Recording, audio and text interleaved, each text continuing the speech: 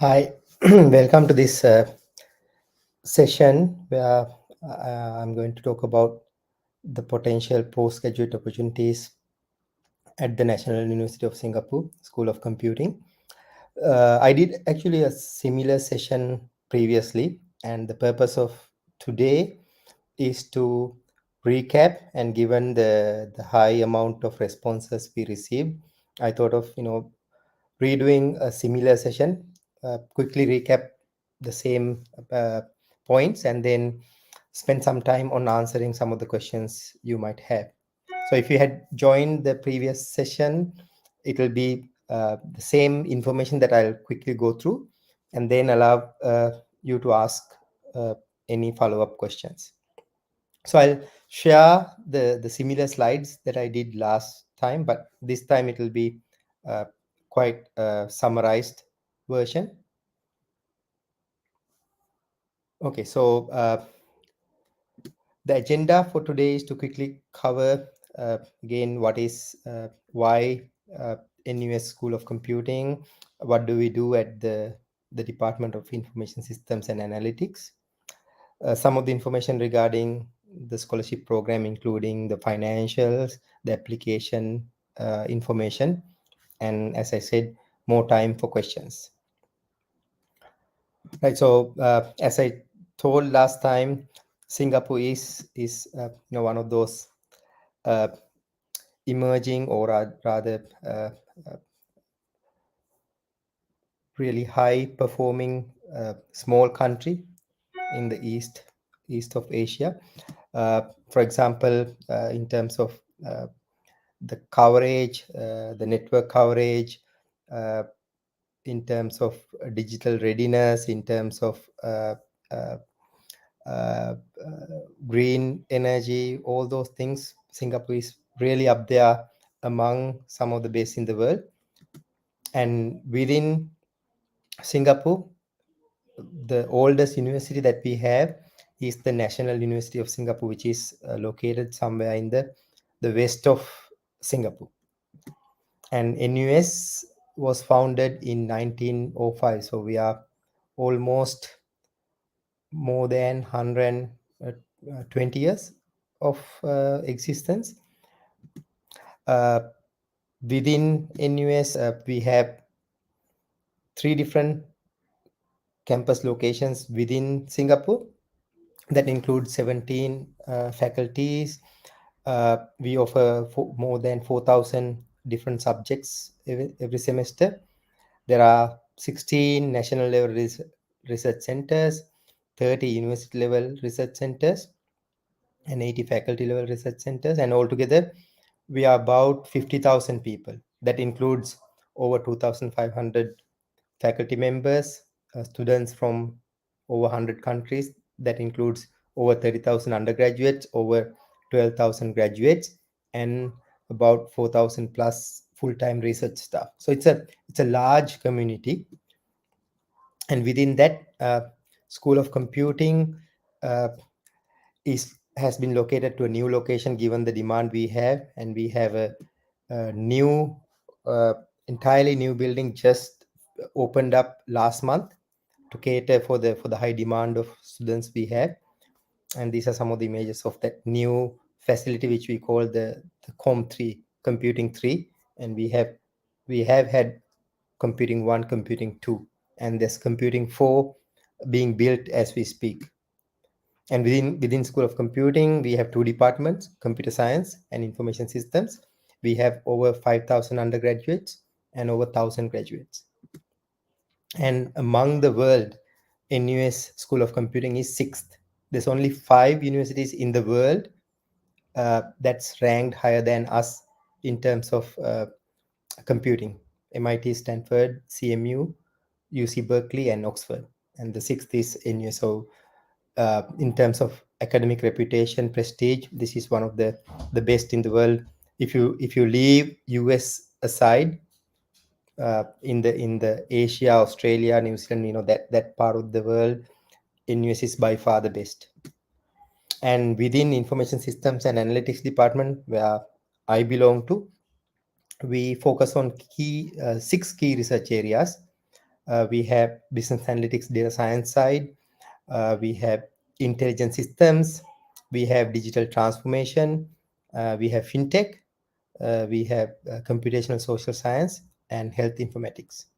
So in terms of technical side, we have the AI, machine learning, data science kind of interest. In terms of social science side, we have quantitative and qualitative methods. So the specifically the PhD program, it's a 4-year program, very similar to the US model, where you have to take few uh, graduate level classes. So first year is very much classes. Second year you start working with a supervisor on your research, and then third year you do a thesis proposal, and final year you submit the thesis and do the oral defense. Typically it takes anywhere between 4 to 5 years.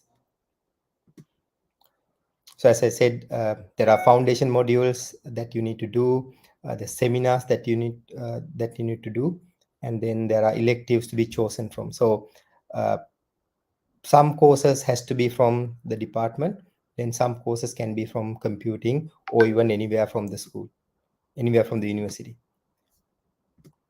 Yeah, these are some of the foundation modules. Out of these 5, you have to take 4. Those are the department specific foundation. Then the electives can come from from anywhere, from computer science to business to public policy, psychology. So you get that broader understanding of different topics. The requirements to graduate would be, of course, clear all the modules with average B, which is quite reasonable to do.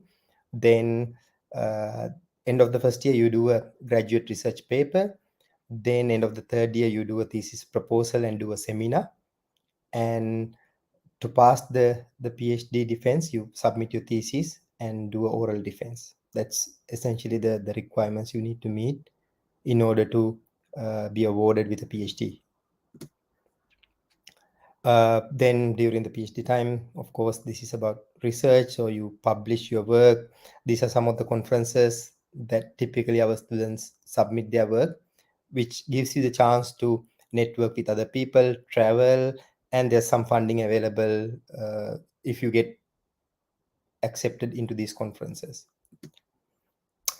The former graduates, most of them have gone into academic career. You can see our graduates before 2010, they are quite distributed around the world. Many universities, from full professorships to assistant professorships. And then even the recent graduates, you can see the trend is quite similar. In terms of financials, typically the PhD is a scholarship, so which means you don't have to pay any tuition fee. It's fully subsidized. The stipend could be anywhere from $2,000 to $3,000 a month, depending on the nationality and qualification. Then there's, as I said, there's some support for conference travel. There's research awards, and there's thesis awards as well. For local students, there are other options, such as you can do graduate tutorship and get extra income with that. So to apply, it's a pretty competitive application.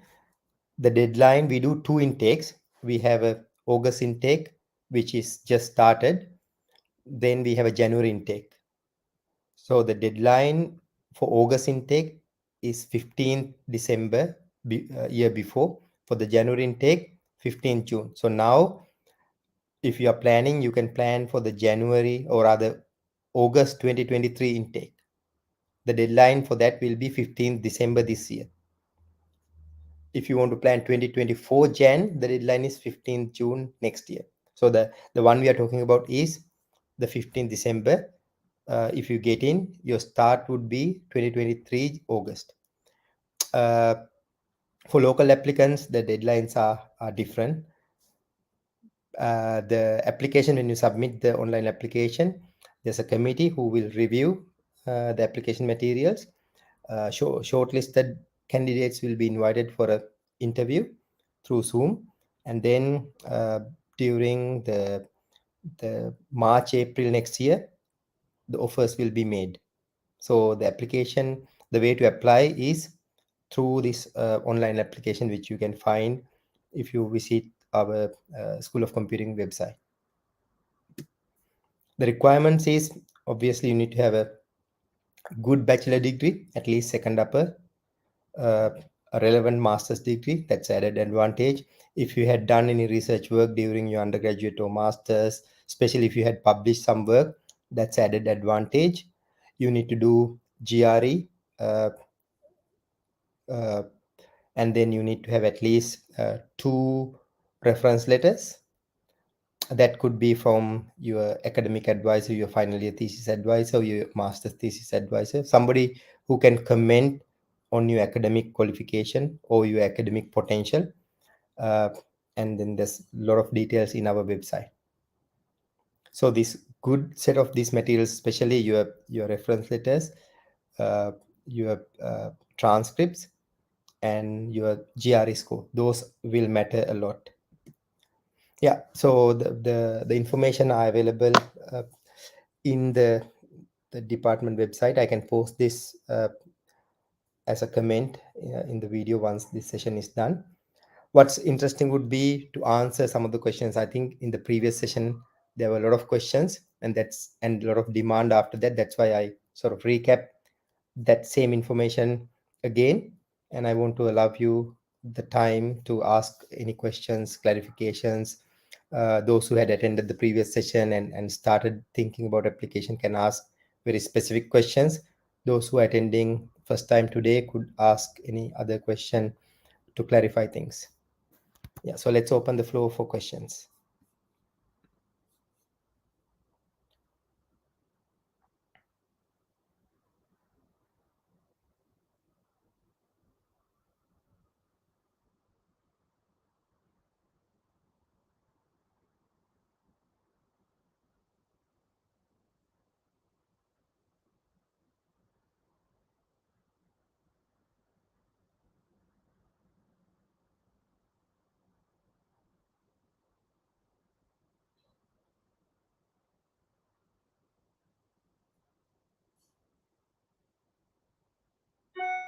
If there's no questions, or if you came up with a question later on as you start working through your application, you can send an email to Suranga, my first name, at ahlab.org.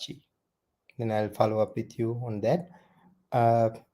And oh yeah, oh, Manuel is asking a question. I'm wondering which major specialty within the School of Computing you will work for.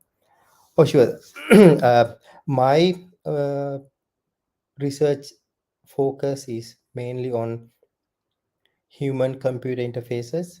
Within that, lately I have been looking at conversational agents to support mental health, as well as uh, AI companions to support uh, the cognitive task, decision making, uh, creativity, that kind of things.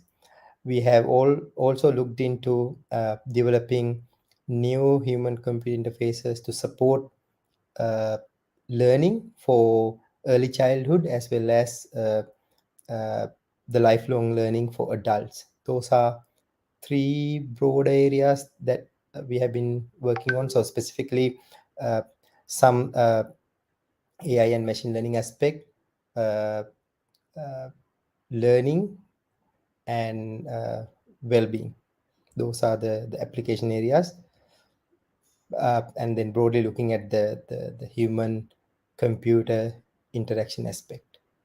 You can find more information about my work if you visited www.ahlab.org/projects. You'll see a bunch of previous projects. One thing note is that previously we have done lots of hardware related things, a lot of wearables. Now it will be more of software heavy. And the way I see this is, we used to sort of coin our work under the theme of augmenting human and assisting human, assistive augmentation. My previous work was looking at augmenting the body. I think now we are moving on to augmenting the mind. That includes uh, learning, well-being.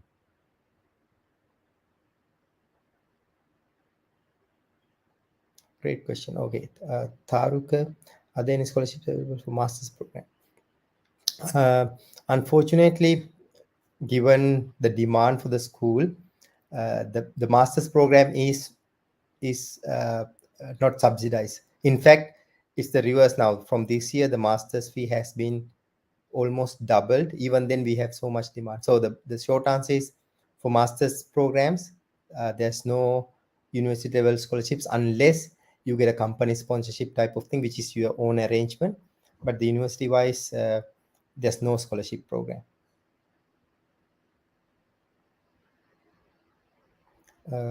Mayura is asking, does the publication necessarily need to be published in IEEE based conference? How about the local conferences which are not IEEE? Any impact on that? I believe Mayura is asking about at the time of application, right? The way to think about this is, uh, having some publication is better than no publication, because again, I don't think there's expectation that you have published a lot in tier one places. That's not expected, especially during your undergraduate degree. What you want to highlight is that over and above doing my undergraduate degree, I had participated in research and there's some tangible output. If it is a local conference, that's okay. At least it shows that there has been some effort. If it is an international, peer reviewed tier one conference, that's even better. So it comes down to, just uh, showing how you how much exposure you have had to research. So again, I would say, regardless of where it is, if there's a publication, you should indicate that in your statement of purpose, so indicating that, I was interested in publishing, and I happen to publish in a local conference. If the conference is a good one, international peer reviewed rank conference, then you could go on and about telling how wonderful this conference is. That if you have that, either way, uh, having some paper is better than having no paper.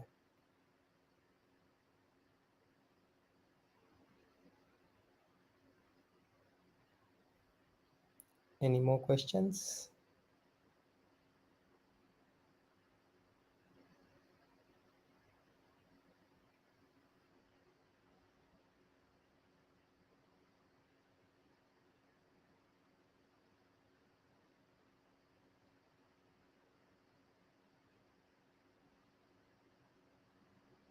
Okay, as I said, if you come across any other question as you go through the materials, go through the website, and start thinking about application, you can always send me an email, Suranga, my first name, at ahlab.org. I'll try and respond to that.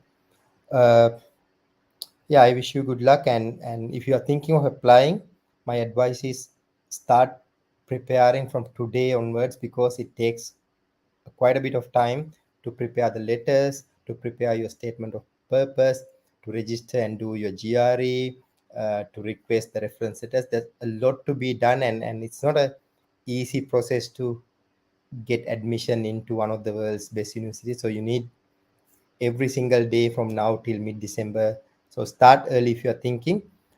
If you decided to apply sometime during November or December, I think it will be cutting it too short and you won't have time to prepare. And the other thing is, we change our the deadline because we want to be aligned with the US universities. So if you are thinking of applying to other US universities, these are all around the same time. So you should be preparing for those now as well. And it's the same set of information: SOP, reference letters, GRE, which you can reuse. You can, once you create those materials, you just need to do a bit of customization to fit into NUS or any other US university. The timeline will be the same, and starting is around the same. US starts in September, we start in mid-August. So yeah, so the main takeaway would be, if you're thinking of doing your graduate studies in US, Singapore, those places next year fall, you need to prepare now. still, you have September, October, November, just little under 4 months, and that's really tight. So I would say start preparing now. If you get questions, feel free to email me, and then I'll come back with another episode of this live webinar next month with another topic. Thank you so much for joining.